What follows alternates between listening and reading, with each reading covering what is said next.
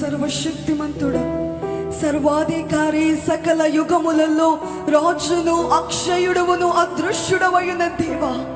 మీ నామములు ఇలాగున కూడుకును భాగ్యమును మాకందరికి అనుగ్రహించి ఉదయకాలము నుండి ఇంతవరకు మీ బలమైన ఆత్మ కార్యమును జరిగించి వచ్చిన ప్రతి ఒక్క యవనస్తుడు, కుమారుని, కుమార్తెను మీ ఆత్మ చేత బలపరచుచున్న దేవా,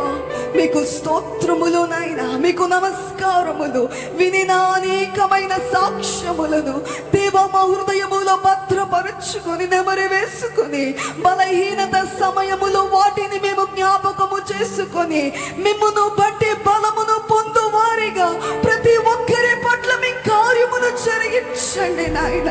మీకు స్తోత్రములు. తెగెములెత్తిన సైన్యము వలె భయము పుట్టించు దానమని వ్రాయబడినట్లు తండ్రి, ప్రతి ఒక్క యవనస్తులైన కుమారులు, కుమార్తెలను బలమైన సైనికులుగా, మీ సైనికులుగా తయారు చేసి అపవాది యొక్క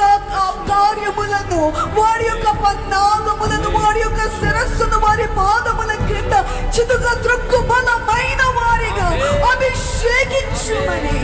మీ కార్యమును జరిగించుమని, త్వరగా రానయ్యున్న తండ్రి మీ రాకకు సిద్ధపరచుమని పెండ్లి కుమారుడైన యేసుక్రీస్తు ప్రభువారి నామమున స్తుతించు